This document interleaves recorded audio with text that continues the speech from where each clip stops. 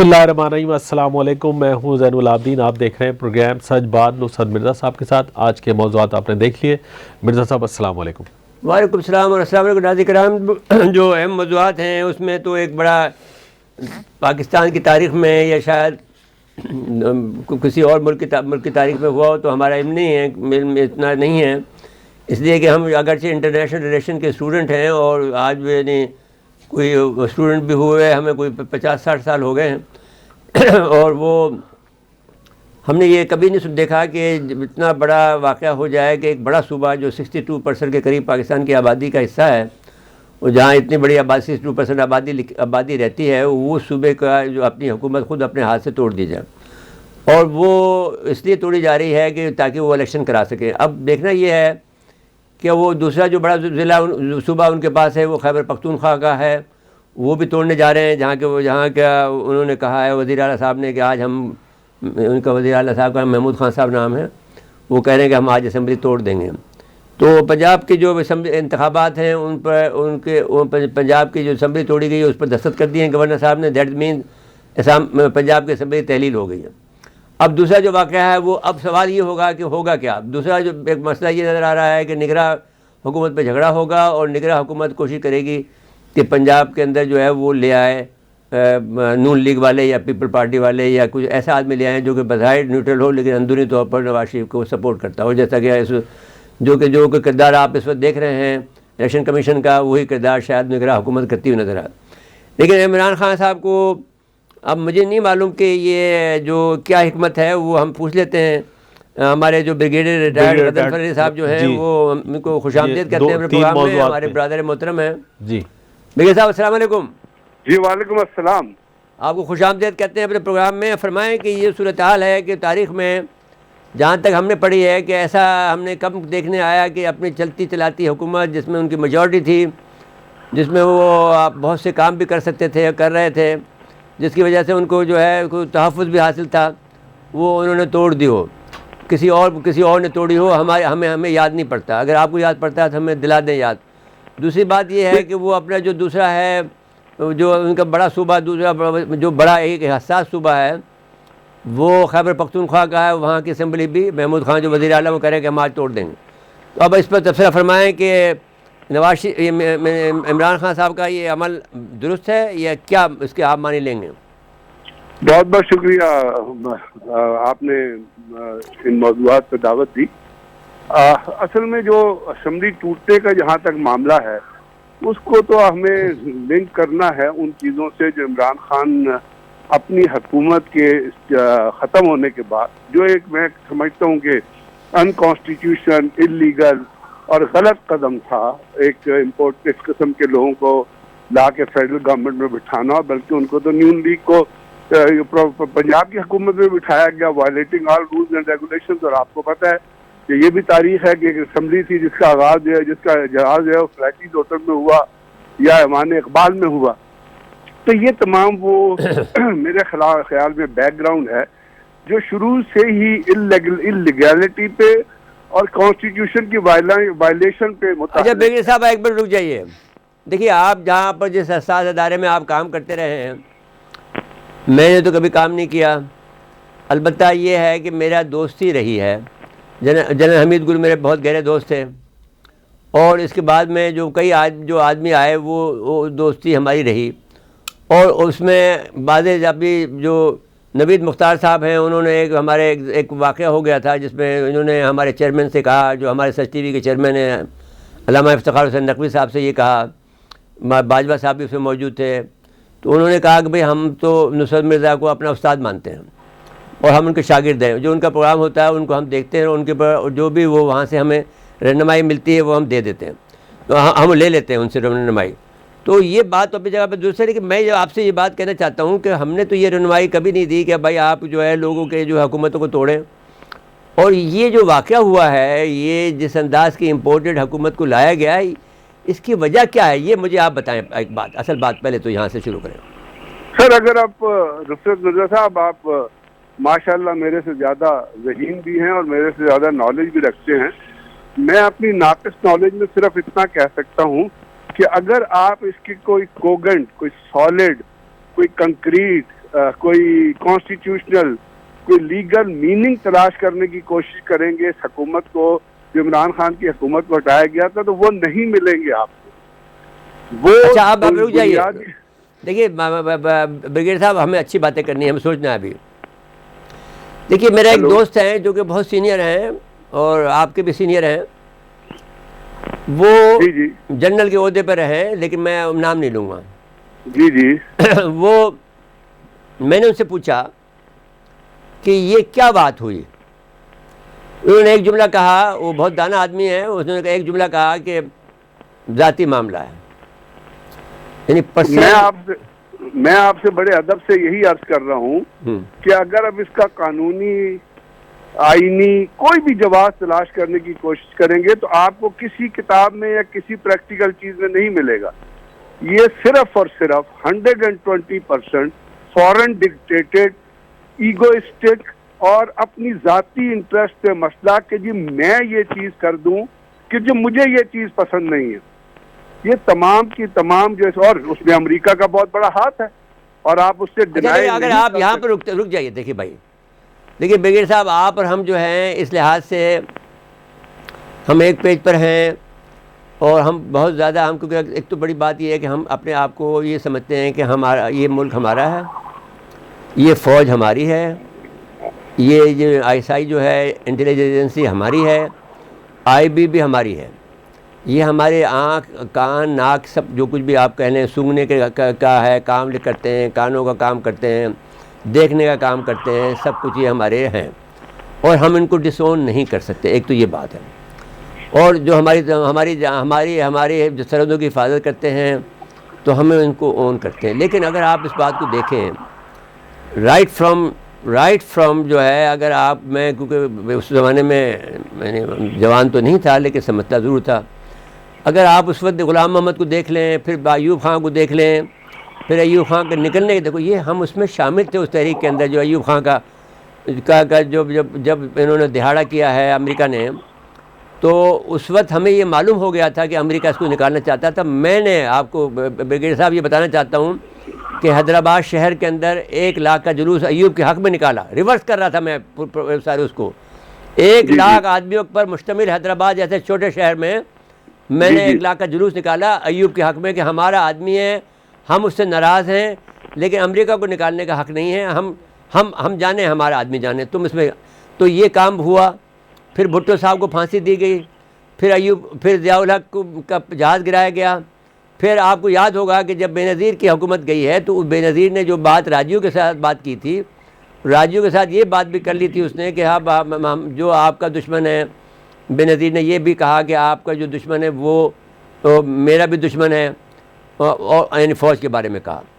तो यहाँ तक तो अमेरिका, अगर से वो जो कमरा था उसको क्लीन कर दिया था आईएसआई ने भी और रा ने भी, लेकिन इसके बावजूद भी सैटेलाइट के ज़रिए से अमेरिका ने वो कैच कर लिया उनकी गुफ्तगू को। लेकिन उसमें एक जुमला कह दिया उसने, ये कहा कि साहब, लेकिन राजू से ये कहा कि हमें अमेरिका को यहाँ से दूर रखना पड़ेगा। उसके बाद में वो लोग गुलाम साहब के पास आया, सुनाया, फिर बाद में वो मुझे सारा, क्योंकि उस वक्त मैं हिस्सा था सारे खेल का, उन्होंने मुझे भी बताया कि भाई हम इसको निकाल रहे हैं बिकॉज ऑफ दिस रीज़न। तो अब अगर आप बात देखें तो अब जब नवाज शरीफ का है, नवाज शरीफ का मैं एक बात आपसे कहना चाहता हूँ कि मैं उनका एडवाइज़र रहा हूँ। ये दुरुस्त है कि वो मैं क्योंकि कॉलम लिखता था उनके ख़िलाफ़ तो वो बहुत मुझसे नाराज़ भी रहते थे, और लेकिन उनके वालिद साहब क्योंकि ये सिर्फ नवाए वक्त पढ़ते थे, तो मेरी जो कॉलम निगारी की उम्र है वो खुद 52 साल है अकेले, यानी कॉलम निगारी की उम्र। तो वो मेरी बात को जो है वो जब मैं लिख देता था तो वो नवाज शरीफ साहब उस पर नाराज़ होते थे, इसलिए मेरी आवाज़ को बंद करने के लिए उन्होंने मुझे अपना मुशीर बना लिया। मुझे नहीं पता था, मैं समझता था मेरी काबिलियत में बनाया है, मैं तो इस ख्याल में था। अच्छा जी, अब इसके बाद में जब मैं 2005 में उनसे मिला हूँ तो उन्होंने जब एटमी धमाका किया, तो ये मैं जानता हूँ कि वो एटमी धमाका उसने खुद किया, ये बात मैं आपको बताना चाहता हूँ। जेके खामोश था, एक और जो हमारा जो चीफ था वो खामोश था, ये फैसला नवाज शरीफ का था। उसको हथकड़ी नहीं पहनानी चाहिए थी, जो आपका हीरो था उसके बाद में वो बदला है, हम इंडिया की तरफ गया वो। अब ये मैंने आपकी हिस्ट्री मैंने ट्रेस करते हुए ये कहा है आपसे, जो बात कहना चाहता हूँ वो ये कहना चाहता हूँ कि ये जो सूरत हाल है कि अमेरिका कब हमारे मामलात में मदाखलत नहीं करता रहा, ये मतलब है कहने का। सर बात ये, आपने बहुत लंबी तारीख और बड़ी एक्यूरेट तारीख बयान की है। मेरा कहने का मकसद ये है कि अमेरिका के हमारे साथ वो कहते हैं ना रोलर कोस्टर रिलेशन रहे। अमेरिका ने हमारी मुखालफत की, लेकिन वो हम ही है जिसने अमेरिका को चाइना की एक्सेस भी दी। आपको पता है कि Henry Kissinger had flown from Islamabad when he got to China, PI का जहाज हमारे हमने भेजा, उसके बाद भी हमने हमें भेजा। कह रहा कि हम तुम्हें इबरत का निशान बनाएंगे, भुट्टो कह गया। लेकिन बात यह है कि हमारे मिलिट्री टू मिलिट्री लेवल ताल्लुकात अमेरिका से बहुत अच्छे रहे, पेंटागन से ये वारल। लेकिन बात यह है कि अमेरिका ने हमेशा जैसे कैरी लूगर बिल है, अभी कैरी लूगर बिल जब आया था तो आखिरी क्या 4 इंस्टॉलमेंट उसकी उन्होंने आपको पे कर दी। असल में ये तो एक कॉन्ट्रैक्ट था, उसमें ये लिखा गया था कि आप जो दहशतगर्दी की लड़ाई जो लड़ रहे हैं वो दुनिया के इंटरेस्ट के लिए लड़ रहे हैं, और जो उसमें खर्च करेंगे वो हम आपको रीपे करेंगे। लेकिन जब उन्होंने देखा कि उनका मकसद 80% हल हो गया है और बहुत सारे चीज़ें जो हैं वो तो उन्होंने आपको पैसे देने बंद कर दिए। जब जो पैसे भी दिए तो मुझे पता है वो किस तरह उसकी अकाउंटिंग करते थे, किस तरह उसकी हमें दलील किया उन्होंने, हमें मालूम है वो बात, सारी बात। तो मेरा कहने का मकसद ये है कि इस वक्त अगर अमेरिका के अंदर लोग ये कहें, और आपने वो, मैं तो और अपनी तरफ से नहीं कहता, लेकिन एक सईद आफरीदी साहब है जो एनर्जी एक्सपर्ट हैं और साउथ एशिया पे एक्सपर्ट है, अमेरिका में रहते हैं, उन्होंने वो तमाम अपना वेबसाइट पे और अपने ट्वीट पे वो तमाम चीज़ें जाहिर कर दी कि मेरी अमेरिकन ऑफिशियल से डिस्कशन हुई थी और मैं जब कुछ छाप रहा हूँ उनकी मर्जी से छाप रहा हूँ। और उन्होंने कहा कि जी हमने अमेरिका में, वो कहते हैं जी अमेरिका ने ये तक किया कि पाकिस्तान के अंदर जो अमेरिकन फंडेड एनजीओ काम कर रही हैं उनको डायरेक्ट किया गया कि आप अपोजिशन के जो लोग टूट रहे हैं इमरान खान से, वो बिल्कुल, वो इसमें दो राय नहीं है कि वो अमेरिका ने तुड़वाया, बिकॉज अब ये रिजीम जो आया है, हाँ, ये अगर हम ये सोचें तो we will be living in fool's paradise. अगर हम कहें कि इसने अमेरिका के इंटरवेंशन, क्यों अमेरिकन एम्बेसी नहीं, ये बात, ये छोटी बात है कि अमेरिका फंडेड की बात छोटी है भाई, वो हमारा मुल्क को नुकसान पहुंचा रहे हैं, तोड़ना चाहते हैं, ये तो बात है। उनका मकसद, मैं यही तो अर्ज कर रहा हूँ, उनका मकसद है, मैंने हमेशा कहा है और मैं उससे बिलीव करता हूँ, और मैंने वो आर्टिकल भी पढ़ा है जो आसिफ जरदारी जब फंड जमा करने के लिए अमेरिका गए थे, जब वो प्रेसिडेंट थे, तो वहाँ एक आर्टिकल छपा था वॉल स्ट्रीट जर्नल में जिसमें लिखा था कि buy Pakistan news for $100 billion. उन्होंने कहा था बाराक ओबामा को चाहिए कि दुनिया की सेफ्टी के लिए आसिफ जरदारी को $100 बिलियन दे दे। अब आज आप देखिए कंडीशन क्या है कि आपका foreign exchange reserve single digit में खड़ा हुआ है। फिर साहब ब्रिगेड साहब से गुफ्तगू जारी रहेगी, लेकिन मुझे ब्रेक के लिए कहा जा रहा है।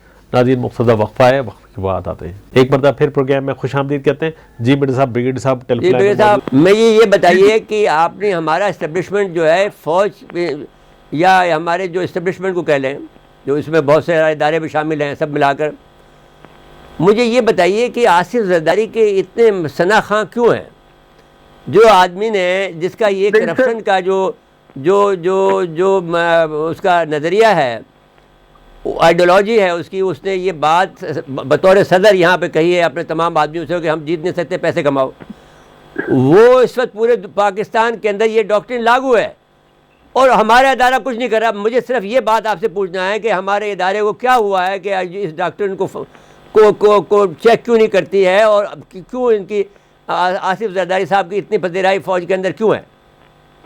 मैं आपसे दो छोटी बातें अर्ज करता हूँ। पहली बात तो यह है कि इस तमाम पजीराई में अदारा एज सच इन्वॉल्व नहीं है। अदारे के अंदर चंद इंडिविजुअल्स हैं जो इसके अंदर इन्वॉल्व, और उनकी रिलेशनशिप या उनका और उसका मकसद जो है वो बुनियादी तौर पे सारे का सारा, अगर आप माजी करीब ही की बात करें तो सारे का मकसद इमरान खान को डिबंक करके एक इम्पोर्टेड गवर्नमेंट को लेके आना था। उसके लिए लोगों को तुड़वाने के लिए, पैसे देने के लिए। अब भाई ये बात देखिए, आपसे मैं ज़्यादा बेहतर सवाल जवाब की तवक्को रखता हूँ। जिस वक्त जब मुराद अली शाह जा रहे थे, जब नवाज शरीफ, जब जरदारी साहब जा रहे थे, जब बिलावल जा रहे थे अमेरिका, तो हम उस वक्त शोर मचा रहे थे कि ये क्यों जा रहे हैं, तो ये करने जा रहे थे। उस वक्त हमारे इदारे ने क्यों मुदाखलत नहीं की? नहीं, वो देखिए, मैं अब आप थोड़ा सा माजी में जाइएगा, थोड़ा सा जब जनरल परवेज मुशर्रफ की हुकूमत थी उस वक्त बेनज़ीर भुट्टो से, आपको पता है, अब तो किताबों में आ गया, बेनज़ीर भुट्टो से बातचीत शुरू की गई थी। अब उस बातचीत शुरू करने का क्या मकसद था? मतलब मकसद आप जानिए, एक चीज़ का मकसद जानेंगे तो हमको उसके रीज़न पता चल जाएंगे। अपना परवेज मुशर्रफ के ज़माने में बेनज़ीर से बातचीत करने का मकसद ये था कि जो उस वक्त PMLQ जो इलेक्शन लड़ने जा रही थी, तो लगता ये था कि वो इलेक्शन नहीं जीतेगी, तो आपको एक नया सियासी कोलिशन पार्टनर चाहिए था, जो पीएमएल तो हो नहीं सकती थी, जो नवाज शरीफ को खुद बाहर भेजा था, तो अल्टीमेटली बात आके पीपीपी पे रुकती थी। इसलिए बेनजीर भुट्टो से बातचीत की गई और पाकिस्तान आई नहीं। अब आप उसी को ले आइए इस दौर में, कि इस दौर में जो जरूरत की समर की थी, आप हर चीज के रीजन को जानने के लिए उसकी मकसदियत को समझना जरूरी है। और मकसदियत जो है इस वक्त वो एक ऐसी सियासी ऑप्शन के ऊपर बेस कर रही थी जिसके जरिए इमरान खान को, क्योंकि इमरान खान को अमेरिका में कोई वाइस सीट नहीं थी और वो ये कह रहे थे कि ये रशियन के साथ क्यों एडवांस कर रहा है, और वो भी ये चाहते थे कि किसी न किसी तरह इमरान खान की गवर्नमेंट को खत्म किया जाए। मालूम है, मैं सिर्फ सवाल दूसरा है मेरा, ये सवाल मुझे ये बात बहुत पुरानी हो गई, तस्लीम शुदा है इंटरनेशनली, कि वो हुकूमत इसलिए करी थी कि वो पाकिस्तानियत में वो वक़ार लाना चाहती, पाकिस्तानियों के लिए पाकिस्तानियों की इज़्ज़त देना चाहती थी, वो हुकूमत पाकिस्तान इंडिपेंडेंट बनना चाहती थी, वो हुकूमत खुद मुख्तार बनना चाहती थी। अमेरिका ये कब चाहेगा कि वह पाकिस्तान खुद मुख्तार हो जाए? वो बात हम जानते हैं। हम ये कहते हैं कि हमारे अदारों को क्या हुआ, ये मैं पूछना चाहता हूँ। सर मैं यही तो अर्ज कर रहा हूँ, मैं उसी चीज़ का तो आपको जवाब दे रहा हूँ। मैं ये जवाब दे रहा हूँ कि जब अदारों का या सियासत का या सियासतदानों का दोनों का एक मकसद या एक ऑब्जेक्टिव कॉमन हो जाए, और उस कॉमन ऑब्जेक्टिव के तहत आपने किसी चीज़ को, किसी पॉलिसी को इम्प्लीमेंट कराना हो, किसी अपना रिजीम को ऊपर बिठाना हो, कुछ लोगों को लेके आना हो, तो जब ये कॉमन मकसद हो जाएगा दो अदारों का भी, किसी अदारे का भी और सियासतदानों, तो फिर कौन रोकेगा? आप मतलब नहीं, तो मैं वही कह रहा हूँ कि भाई हमारे इदारे पर तो हमें फ़ख्र है ना, जो कि हम ये कहते हैं कि भाई ये हमारे पाकिस्तान का साथ देते हैं। ये तो अब यहाँ तो गलती हुई है ना किसी न किसी की। सर अगर गलत देखिए ना, एक चीज़ फिर आप देख लीजिए, और आपको इससे बेहतर पता है कि अगर आज से साल पहले पाकिस्तान के पास $11 बिलियन या $16 बिलियन थे अप्रैल में, जो डॉक्टर अशफाक कहते हैं, और आज आपके पास $4.587 बिलियन हैं, तो आप मुझे बता दीजिए ना कि इसमें जो डिबैकल है। मेरा सवाल वही है कि जो हमारी तंजीम, जो हमारा इदारा है, जिसको हम ये कहते हैं कि जो हमारी सरहदों की हिफाजत करता है, जो हम ये कहते हैं कि जो हमारी नज़रिए की हिफाजत करता है, वो इदारा कहाँ सो रहा था? वो part of the parcel of the American program था क्या? एक चीज़ अर्ज करना चाहूँगा, अदारा एज सच अभी भी जाग रहा है। रोजाना लोग शहीद हो रहे हैं, कोलू में शहीद हुए, अभी नॉर्थ वजीस्तान में शहीद हुए, कल पुलिस के पेशावर में अटैक हुआ है, एक डीएसपी। तो अदारे अपने वो ठीक है। अच्छा चलिए अब दूसरी बात कर लेते हैं, अभी रुक जाते हैं। अभी अमेरिकी वज़ीर दिफा ने आर्मी चीफ को फ़ोन किया है कि खुद किस्से पे मशावरत की है, उन्हें मुबारकबाद दी है, और पाकिस्तान में अमेरिका पाकिस्तान में तिजारत सरमायाकारी को इजाफा करेगा। मीनिंग देयर बाय, इसका क्या मतलब हुआ? नहीं, वो तो मैंने आपसे अर्ज किया कि अमेरिका और पाकिस्तान के रिलेशनशिप इसी तरह रही है। इसमें जो तनाव और जो डिबैकल और जो राइज है, वो क्योंकि अमेरिका ये कहता है, और ये तो अब उन्होंने अपने security paper, national security strategy review paper जो उसके अंदर लिख दिया है कि उन्होंने, और American no exit from Pakistan, वो किताब उठा के पढ़े, उसके अंदर लिखा है कि अमेरिका पाकिस्तान, वो मैंने पढ़ लिया है, जब भी तो मैं कह रहा हूँ ना। वो कहने का जी अमेरिका, देखिए ना एक फिलॉसफी को समझिए, आप समझते हैं मुझसे कि अमेरिका पाकिस्तान को छोड़ेगा नहीं, but it will keep it destabilise. हाँ बस, और ये दो सेंटेंसेस है जिसके ऊपर अमेरिका पाकिस्तान से रिलेशनशिप रखता है। अच्छा, अब मैं ये कहना चाहता हूँ कि भाई ये बात अगर अमेरिका समझता है तो हम क्यों नहीं समझते?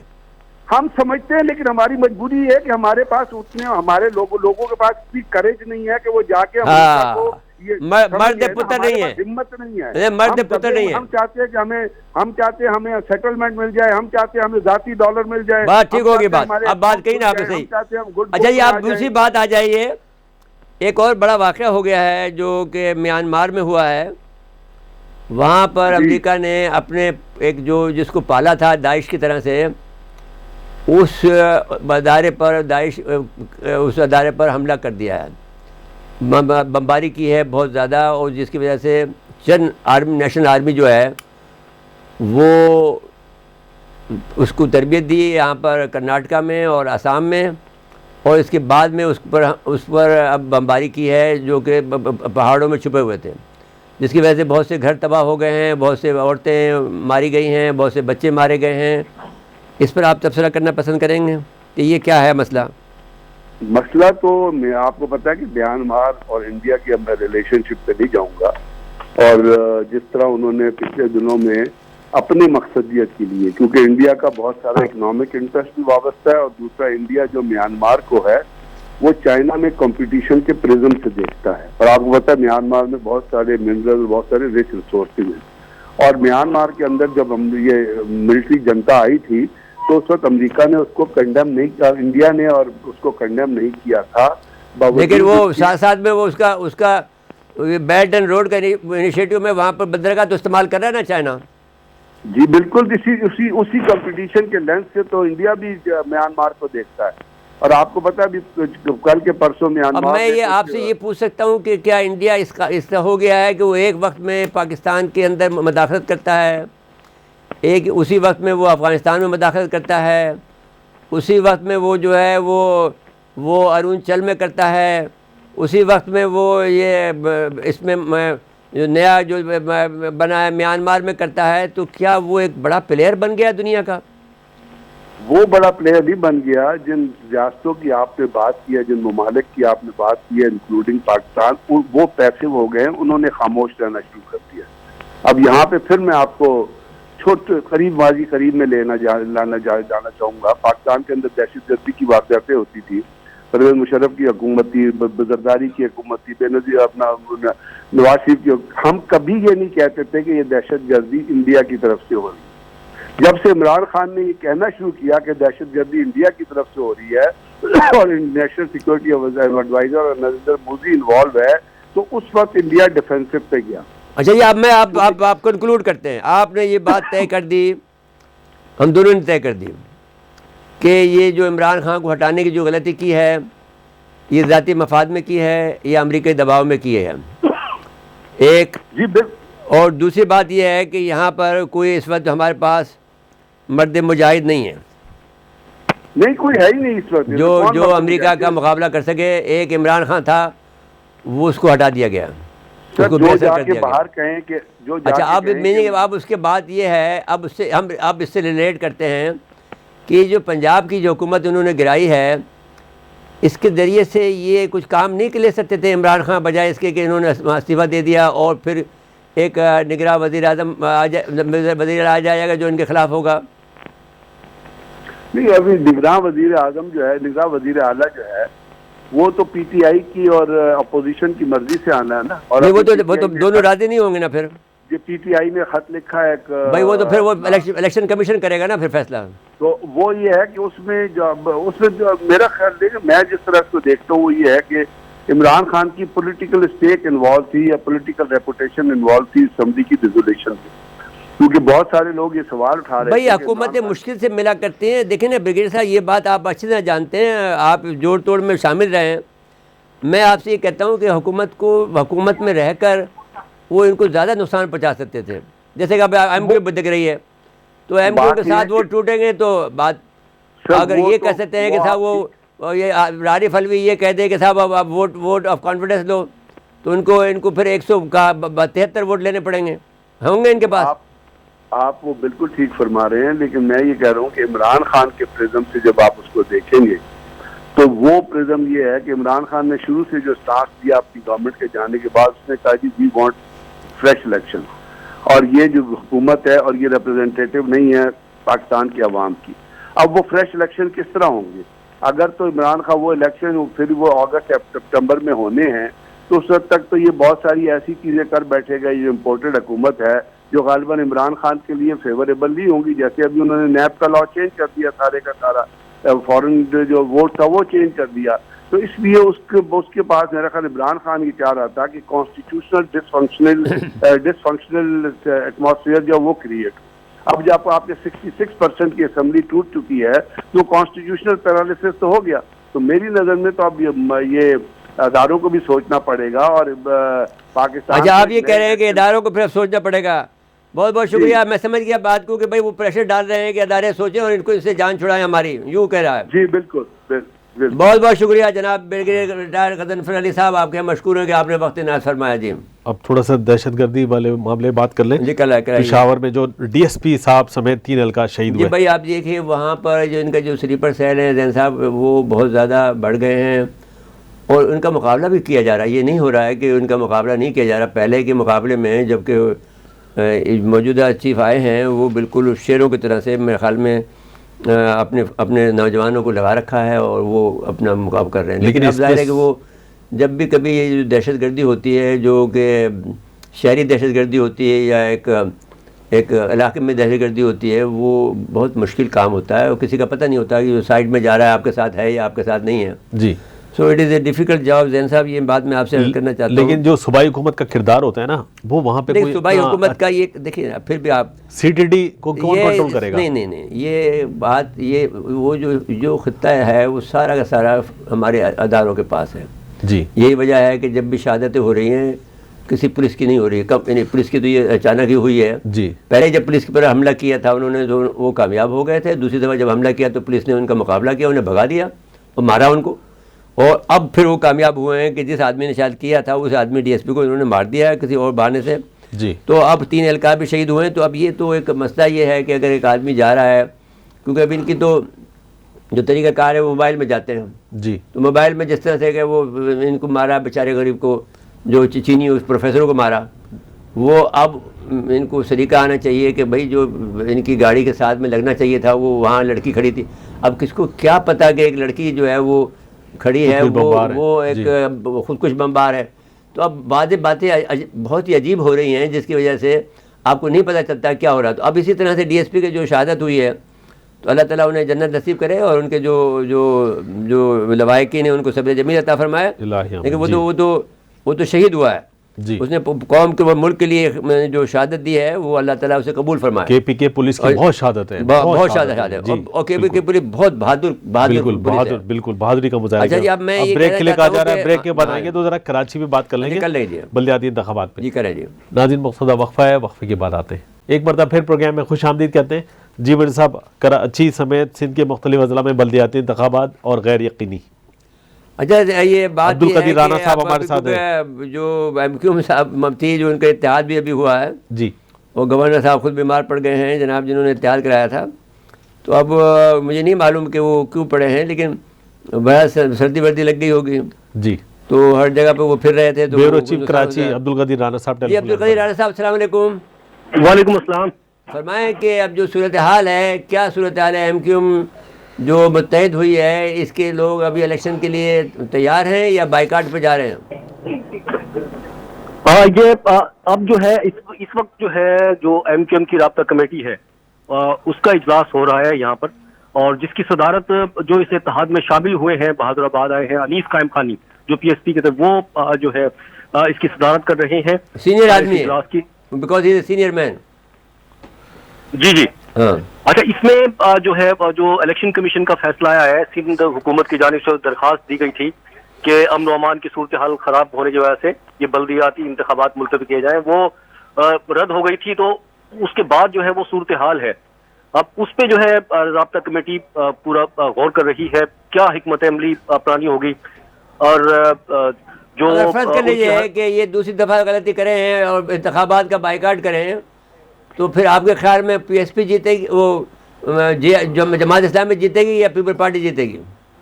देखिए, अगर एमक्यूएम इंतखाबात से बाइकआउट करती है, इसका मेरे ख्याल में तो सबसे ज्यादा फायदा पीटीआई को होगा, क्योंकि वो जमात इस्लामी से भी ज्यादा पीटीआई जो है वो उसको बड़ा बेनिफिट होगा, और पीपल्स पार्टी को भी लामहला इसका होगा। जमात इस्लामी को इतना ज्यादा नहीं हो सकता, उसके अपने वोटर्स हैं जमात इस्लामी के अलग, लेकिन यार जमात इस्लामी इतना काम करती है, पूरे शहर के अंदर अस्पतालों को जाल बिछाया हुआ है और खिदमत गुजारी में पूरे सिंध के अंदर जो है, पूरे पंजाब में, पूरे पाकिस्तान में उसने खिदमत गुजारी की है, उसे वोट क्यों नहीं देते लोग बाग?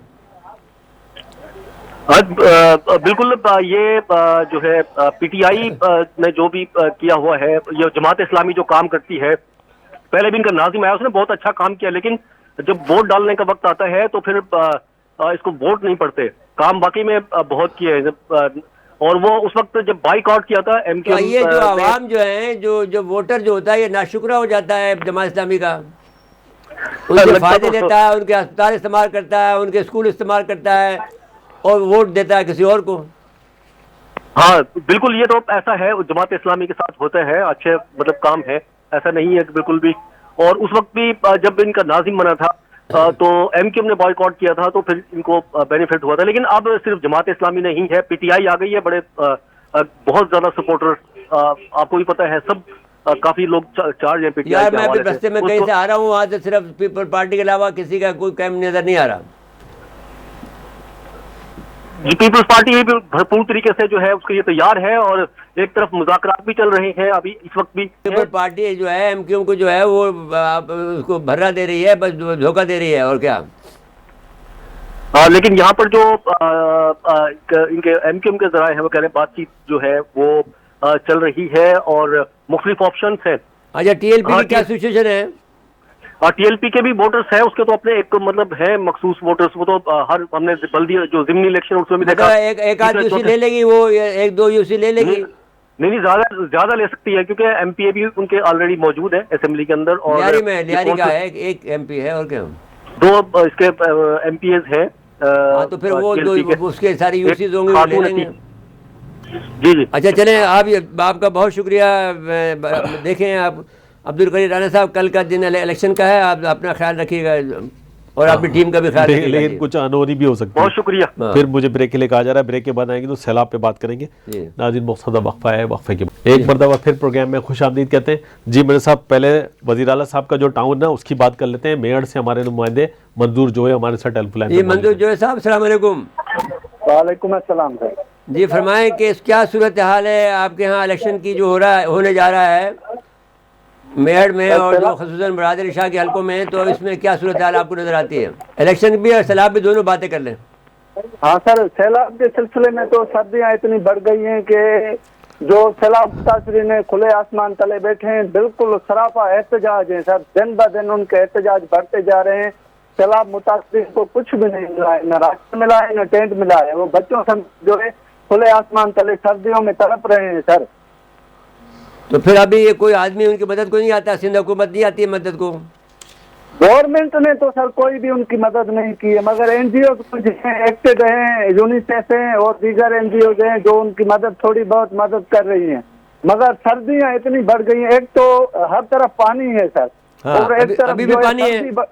हाँ, पानी अभी तक खड़ा हुआ है, वो खुद ब खुद पानी निकला है, मगर हुकूमत ने कोई भी पानी निकालने के इक़दाम नहीं किए हैं अभी तक। ठीक है। खुद अच्छा, अभी आपके इलाके में इलेक्शन होने जा रहा है या नहीं? हाँ, इलेक्शन हो रहे हैं सर। अभी इलेक्शन की तैयारियां जोर शोर से हैं बिल्कुल। तो अभी वहाँ पर क्या पीपल पार्टी का आदमी जीत जाएगा? ये तो सर हम कह नहीं सकते हैं, मगर जो डूब गए हैं, जिनके घर बार हर चीज जो है लुट गई है बिल्कुल, वो आपको मैंने फोटेज भी पहले सेंड किए थे, उनका घर कोई चीज नहीं बची है सर। हमें देखे वो बुरी हालत है, बहुत बुरी हालत। जी सर, वो चल रही है, खुले आसमान तले बैठे हैं। वो कैसे सर उनको वोट देंगे? जिन्होंने हाथ से दबोया है उनको कैसे वोट देंगे ये? तो फिर आपका कोई कैंडिडेट जो है, कोई इनका नुमाइंदा खड़ा हुआ है जो इनको वोट देंगे? इसका सर पीपल्स पार्टी का फ्याज वोट है सर। नहीं, मेरा मतलब है कि पीपल पार्टी के मुखालिफ कोई जो पार्टी है, कोई है वहाँ पर जो खड़ी हुई है? हाँ सर, आज़ाद उम्मीदवार हैं जो इस्लामी तहरीक के हैं और पीटीआई के हैं। अच्छा, हैं? जी हाँ, बिल्कुल मुखालफत। तो आपका ख्याल है कौन जीतेगा, पीटीआई का या इस्लामी तहरीक का? अवाम में तो बड़ी नफरत है पीपल्स पार्टी के लिए। हो सकता है सर इस मरतबा आज़ाद उम्मीदवार जो है ना वो मैदान मार जाए, हो सकता है। और इस्लामी तहरीक के कुछ बंदे हैं, जैसे कि फैसलाबाद के इलाके में मेयर तहसील में इस्लामी तहरीक के भी बहुत बंदे खड़े हैं इलेक्शन में। और सिंध यूनाइटेड इस्लामी तहरीक ने मदद की थी इनकी सैलाब ज़रदान की? बिल्कुल सर, सैलाब मुतासरीन की काफी मदद की है इस्लामी तहरीक ने। उनको टेंट दिए हैं, सब राशन दिए हैं और काफी और दीगर सामान जो सर्दियों की रजाई हैं, कंबल हैं और दीगर खाने पीने की अशिया, हर चीज इस्लामी तहरीक ने उधर दी है सर। मंजूर जो है साहब, आपका शुक्रिया जी। जी मेरे साहब, ये तो हो गई वज़ीर आला साहब के टाउन की बात। अब खैरपुर की बात कर लेते हैं। अली गौर हमारे नुमाइंदे रह गया था। जी, अली गौर हमारे नुमाइंदे खैरपुर से हमारे साथ टेलीफोन लाइन पर है। जी अली गौर साहब, अस्सलाम वालेकुम। क्या सूरत हाल है खैरपुर की? जो आपका कल हमें जो मिला था उस पर हमने कार्रवाई भी की है। आप फरमाएं कि क्या सूरत हाल है फैज़गंज की और एक कोट डीजी की? सर फैजगंज की खैरपुर की तहसील है फैजगंज के मुख्तलिफ इलाकों हाजी हुसैन बख्शा और मिठो चांग, बलोच खान चांग और दीगर इलाकों में जो है 60% सैलाब का पानी अभी तक खड़ा हुआ है। लोग जो है गंदम की काश्त भी नहीं कर सके हैं और घरों से बेघर हैं, जिनको कोई अभी तक कोई रिलीफ नहीं दिया गया है। सैलाब मुतासिर सख्त सर्दियों की वजह से शदीद परेशान है। तो मैं आपको बता चलूं कि खैरपुर के इलाके कोट डीजी में भी जो है 5 माह कबल आने वाले सैलाब के बाद जो है तबाहियां जो है सैलाब के घरों असरा अभी तक मौजूद हैं, जिनमें 5 माह का वक्त भी गुजर गया है। लेकिन कोट डीजी के इलाके टालपुर वड्डा में अभी भी सैलाबी सूरत हाल बरकरार है, जिसमें तकरीबन 5 से 7 फुट पानी मौजूद है, जहाँ पे शदीद सर्दी की वजह से लोग जो है दरपदरी की जिंदगी गुजारने पर मजबूर है। वहाँ के लोग जो हैं वो रोडों पे खुले आसमान तले बैठे हुए हैं, मगर कोई भी उन्हें सरकार की तरफ से कोई इमदाद नहीं मिली है। तो फैजगंज में जो है सैलाब की जिंदगान की जो है 5 माह गुजरने के बाद उन इलाकों में भी जो है अभी भी 4 से 5 फुट पानी है और सर्दियों में और उनको दुखों में इजाफा हो गया है सैलाब मुतासरीन में। इसके बावजूद भी खैरपुर डिप्टी कमिश्नर जो है सैलाब ज़दगान को रिलीफ नहीं दिया गया है। सैलाब ज़दगान का निकासी पानी निकासी आप कराने का सका है और आज भी फैजगंज के मुख्तलिफ इलाकों में 3 से 4 फुट पानी जमा है, जिसके बाद सैलाब ज़दगान से बेघर होकर जिंदगी गुजारने पर मजबूर है। सैलाब ज़दगान का कहना है कि घरों से बेघर हुकूमत ने कोई मदद नहीं की है। जो आपके जो एनजीओ हैं वो क्या कर रही हैं? सर एनजीओ का तो अभी तक कोई नामो निशान नहीं है, क्योंकि पहले दिनों में जो है फ्रंट लाइन पर जो है एनजीओ काम कर रही थी जो सैलाब था, तो अभी एनजीओ कहीं भी नजर नहीं आ रही, ना ही खैरपुर जिले के में कोई भी एनजीओ नजर नहीं आ रही। जो है बीटीसी फाउंडेशन ने पहले दिनों से ही जो है काम किया था, एम्बुलेंस में जो है फ्री ऑफ मेडिकल कैंपेन लगाई थी और राशन दिया था, और दूसरी तंजीमों ने भी कोई काम हमें नजर नहीं आया कि बीटीसी फाउंडेशन ने जो पहले से दिनों से मेडिसिन हो या राशन हो दीगर सामान जो है बीटीसी फाउंडेशन दे रही थी, अभी भी वो जो है मेडिसिन से प्रोवाइड कर रही है सैलाब ज़दगान को। आपका शुक्रिया अली गौहर, आपका जो सूरत बयान की। हमें दुख है, बहुत ज़्यादा तकलीफ में हम, अल्लाह ताला इस तकलीफ को जल्द से जल्द दूर करे जी। बहुत बहुत शुक्रिया आपका। और वक्त ख़त्म हुआ प्रोग्राम का। नाज़रीन आज के लिए इतना ही, आइंदा प्रोग्राम तक के लिए इजाज़त चाहते हैं। अल्लाह।